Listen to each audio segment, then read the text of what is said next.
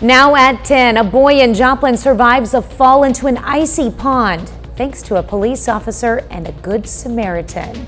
Plus, a family in Arma, Kansas tries to pick up the pieces after a fire destroys their home. And the Frontenac School District received some high praise for its academic achievement. The 4 states' most watched news starts now.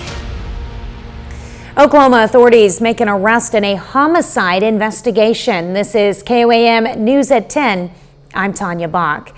On the evening of January 5th, the Miami, Oklahoma Police Department requested assistance from the Oklahoma State Bureau of Investigation concerning a possible homicide.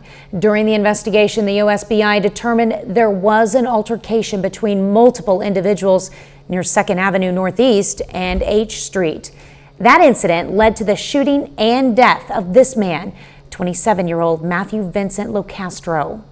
Based on the investigation, an arrest warrant was issued for this man, 34-year-old Travis Christian Wilbur. On Friday, Wilbur was arrested on a charge of first-degree murder. Well, Chief Meteorologist Doug Hetty joins us with a first look at weather.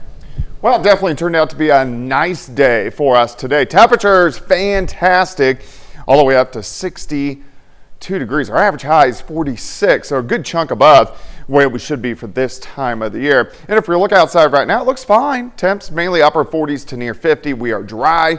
We are going to stay dry as we go through the overnight hours.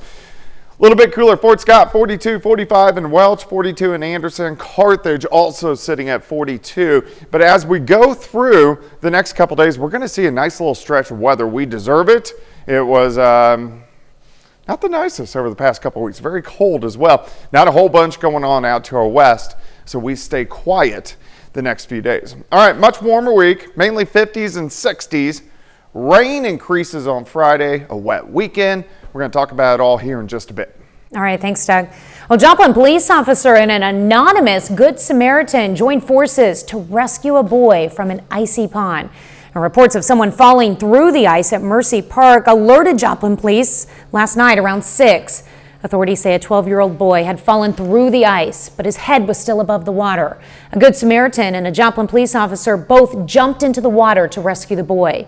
Mets treated the boy on site for non-life-threatening injuries. The Good Samaritan, though, left the scene without being identified. Well, students at McDonald County High School gathered to learn history straight from the mouth of a Holocaust survivor. Erica Schwartz lost her entire family, except her mother, during the Holocaust. Counting her blessings and focusing on them was her key to happiness afterwards, a key she wants to pass on to the younger generations. I feel like it had a little bit more of an impact hearing it from someone that actually survived, hearing the hurt in her voice whenever she talked about it, hearing the joys she had for the inspiration and the turning point in her life. So I would say it was a really good emotional roller coaster that you could relate to. Erica Schwartz shared her story twice today at McDonald County High School Performing Arts Center.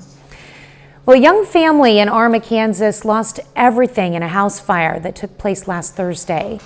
KOAM's Elise Noe spoke with the family to learn how they're overcoming this tragedy. That's right, Tanya. Kaylee Ware and her fiance, Chad O'Banion, woke up early Thursday morning to the smell of smoke and quickly realized their home was on fire. Though the family all made it out safely, their house is destroyed and they are now trying to start over. It's honestly the last thing we expected to happen to us. Kaylee Ware and her fiance came back to visit their Arma, Kansas home days after it had been destroyed in an early morning electrical fire. At first it was just like panic, get our kids out of the house, and then it turned into, once I got them taken care of, I looked and it was just devastating to watch my house burn down. We brought both of our girls home in it, so it was just kind of hard to see all those memories that we built in this house just kind of burn away. Kaylee and her fiance Chad are now trying to rise up from the ashes and start anew, something they say wouldn't be possible without the support of their community. We received a lot of clothes and diapers, which was tremendously helpful because we lost all of our diapers that we had just bought.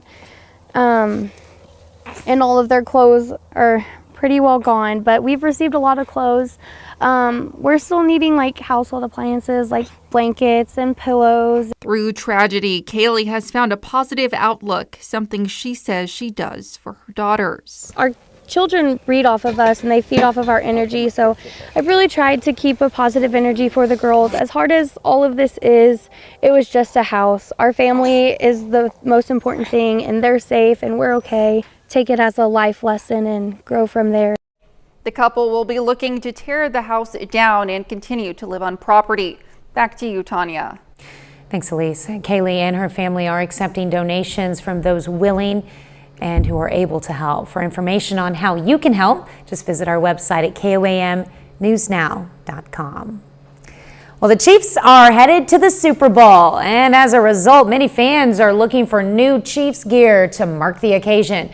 But one store in Pittsburgh gearing up for the game says some apparel will look a bit different this year. They say official Chiefs playoff shirts and hats can only be found at big retailers such as Academy or the NFL website. We no longer can get the on-field AFC, NFC championship hats or shirts, nor can we get the Super Bowl on-field champion shirts and hats. And it's just something we carried for 40 years, and all of a sudden the last couple of years they said you can't have them anymore. And he says despite not having the official on-field shirts, the store is preparing plenty of other merchandise for fans. Well, the Frontenac School District earns the Kansas Department of Education Commissioners Award today. The award recognizes Frontenac as one of the top school districts in the state of Kansas, a distinction shared with only 5 other school districts across the state. This is the 5th straight year the Frontenac School District has earned the Kansas Department of Education Commissioners Award. Teachers stay, and when they get here, they stay. They want to teach, they don't leave. Students it's just a blue-collar community. Students work hard. We don't have a whole lot of discipline problems in our school system. They come in and get to class, and they get to work, and they work hard. Now, Frontenac is the only Southeast Kansas district and the largest district in the state to earn this highest honor. That's how they celebrated dancing. Well, some of the brightest in the 4 states took part in the 2nd annual Native American STEM Fair at Downstream Casino Pavilion today. Students from around our area showed off their STEM skills, competing in areas of science, technology, engineering, and math. For students, it wasn't just competition. It was about using their skills to benefit the community. Science is actually just one part of STEM. So science, you're going to cover things like biology, chemistry, and those sorts of things. But really, STEM covers a much larger area. And of course, the T in STEM is technology. We have a student who brought a project with bug bots, or sort of like battle bots. Well, prizes were awarded for 1st, 2nd, and 3rd place in each division, as well as medals for overall winners. Later in sports, it may be winter, but Gorillas baseball is just around the corner. John has a preview of what Pitt State can expect from their first opponent. But first, the president vows retaliation after a drone attack in Jordan kills at least 3 American troops.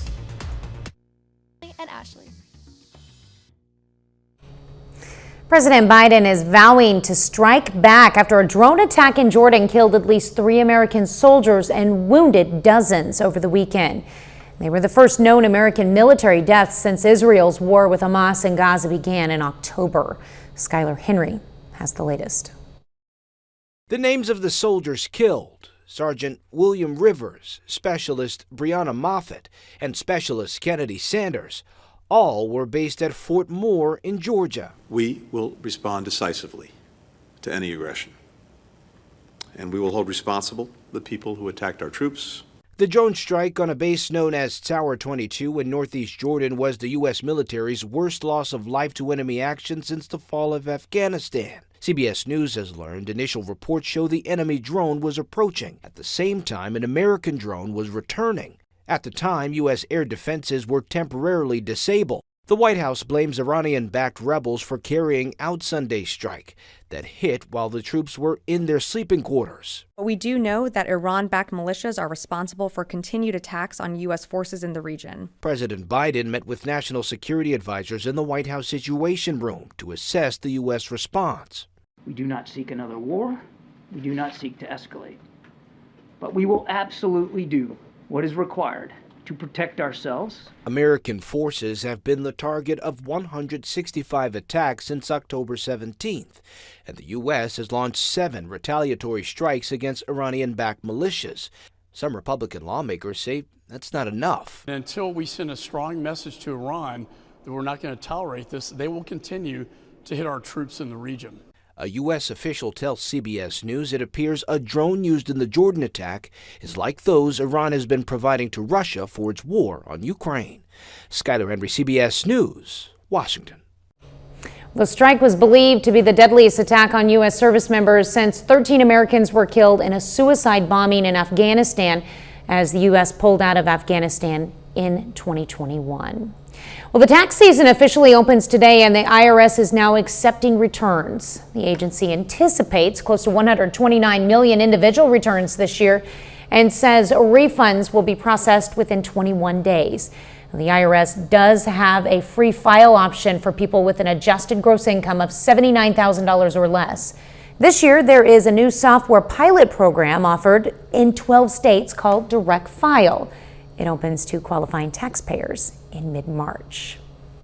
Your eligibility for Direct File does not depend on your income. It just depends on the complexity of your tax return. For this first year, the more simple your tax return, the more likely you are to be eligible. You can find out more information about Direct File and other options at irs.gov. We remember and learn better when we write things down instead of typing them. And that's the findings of a study from the Norwegian University of Science and Technology. They measured brain activity in students who were handwriting versus typing words.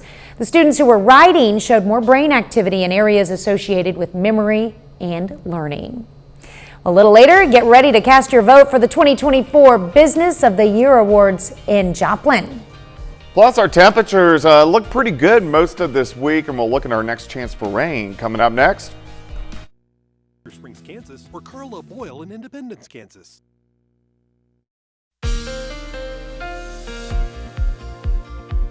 Well, of course, it turned out to be a pretty nice day for us today. Lower 60s for afternoon highs.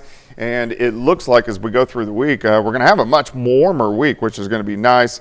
Highs mainly into the 50s and 60s, but we are going to get some chances for rain, which will start to increase by the time we head toward the weekend. All right, so check this out. We're looking at January. I can't believe the month is almost up, but after a fairly warm November and a fairly warm December, January, one of our colder months. 16 days have been below average, 5 normal, and only 8 above, but we should end the month mainly with temperatures above normal, which, hey, we'll definitely take. Nice shot. This is our Cornell Arts and Entertainment Complex downtown Joplin. You can see the flags blowing just a little bit, so it's a little breezy, but overall, it looks pretty good. We are sitting mainly into the mid to upper 40s to near 50, but we'll drop back mid 30s later on tonight. Let's go outside. It's 50. Southwesterly winds at about 10. Visibility is good. Of course, we dealt with all that fog last week. We don't have to see that right now. We have a few little clouds kind of skirting through. Besides that, we look okay. We have a weak little wave dropping through the Great Lakes, and this little band of showers and clouds is going to clip us to the east, but what it will do is drag a cold front through, so a smidge cooler for us tomorrow.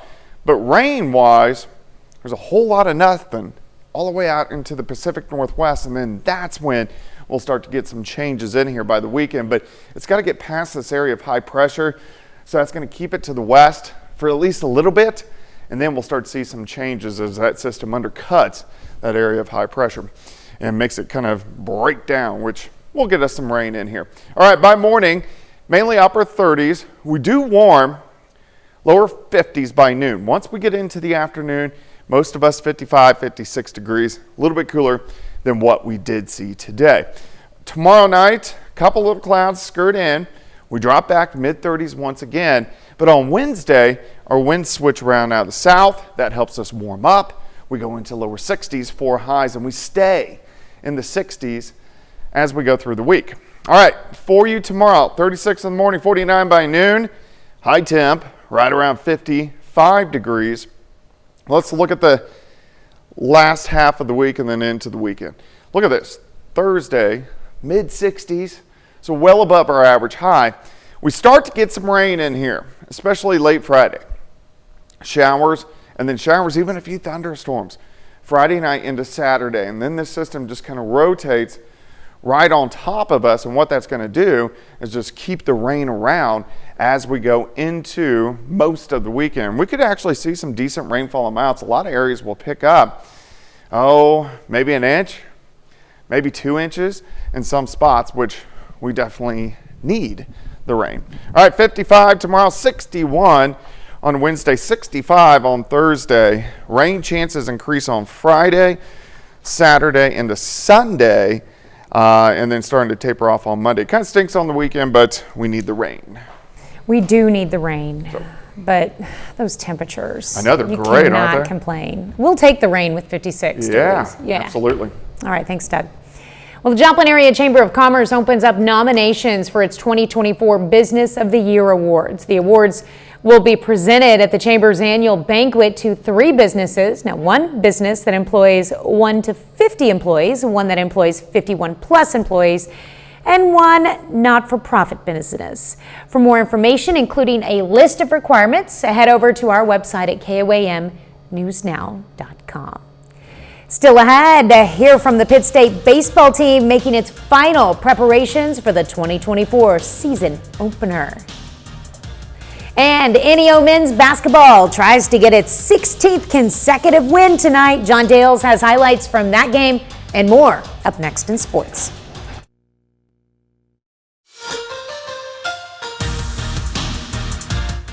We are still in January, but baseball season is here, officially so later this week. Pitt State baseball takes the practice field this afternoon for some final tune-ups before beginning its 2024 schedule on Thursday. The Gorillas have 2 preseason All-Americans on their team, catcher Nixon Brannon and shortstop Cade Clemens. Each of them were All-Americans a year ago as well. They both have high expectations for themselves and the team. The Gorillas' first chance to prove what they've been working on all offseason comes Thursday. We've been practicing some bad weather, but it looks like we have a chance to have really good weather this weekend in Oklahoma, and we get an opportunity to play 4 on the first weekend, so we're going to learn a lot about our baseball team this weekend. I'd like to repeat the year, get named another All-American. I want to win a Gold Glove. I mean, the list goes on, but as a team, I just want to win a lot of games, want to have a lot of fun. I'm a big fun guy. Everyone loves to have fun with baseball. Baseball's fun, so, just go out there and play the game, enjoy it while you can. I just want to come out and, take it one pitch at a time and try to do my thing and continue the successes, but not really worry about it too much. You don't have to wait too long to see the Gorillas in action. The 2024 baseball season 3 days away. They play in the UCO First Pitch Classic at Central Oklahoma with a game each day until Sunday. That starts against Oklahoma Baptist Thursday at 11 a.m. Now, Missouri Southern baseball starts at the same time. The Lions begin their 2024 campaign Thursday at 4. They play in the Dugan Invitational, Hot Springs, Arkansas. We'll hear more from the Lions before they leave later this week. Now, think back to November 4th. The Chiefs are 6-2, playing in Germany the next day. Pitt State football loses its only regular season game to Missouri Western, and NEO men's basketball loses to Hutchinson Community College. The Golden Norsemen haven't lost in the nearly 3 months since then. NEO has a 15-game winning streak, trying to turn it into 16 against Murray State at home. Norse fall behind 2-0, but answer real quick. Tobias Rowland pulls the trigger from 3 and connects. 3-2, NEO still in front. Rowland finds Ronyo Obu. He hits from downtown as well. 6-2 Norse. Halfway through the first half, shot clock winding. Caden Carter falls away and hits at the buzzer. NEO up 10-7. Next possession, Obu open again from 3, and he makes the defense pay again. Now the Norsemen start to find some breathing room. Here they go up top to Trayvon Bird on the alley-oop. Stretches the lead to 9. And when you won 15 in a row, sometimes the basketball gods smile down at you. At the shot clock buzzer, Damani Barley hits a 30-footer, NEO has now won 16 consecutive games. The Golden Norsemen beat Murray State 91-76. I'll tell you one of the most impressive things from that winning streak, 16 games now, is NEO plays all of their players for the most part. They go deep into their bench. They don't just play the first 7 or 8 guys. They play a lot of guys and they all contribute. That's pretty awesome. And talk about that 30-foot Yeah. fadeaway almost. Use off the board. That was pretty awesome. Impressive. A lot of highlights of those games. All right. Thanks, John. That's a look at sports. We're back with more news after this. Fourth Day Hero. Well, basketball fans, tonight showed out in Iola High School, but it wasn't your traditional game of hoops. Teams from Allen Community College, Iola First Responders, Iola Pharmacy and Friends, and the Iola School District battled it out in a tournament of donkey basketball. Officials say it's a great way to get the community out together. The tournament was sponsored by the Iola High School Student Council. Those looks like pretty tame donkeys. Yeah. I would stay on it. All right, final check of the weather. Looks okay. Tomorrow we're going to have partly sunny skies, 55 for high. 60s return Wednesday, Thursday into Friday, but also rain returns as we head toward the weekend. All right, final sports note. We continue our preparation for baseball season. Tomorrow we're going to visit with Missouri Southern. The Lions coming off one of the best seasons in program history, so we're going to hear a lot more from them. Exciting season starting. All right, well, thanks for watching. Have a great evening and an even better tomorrow.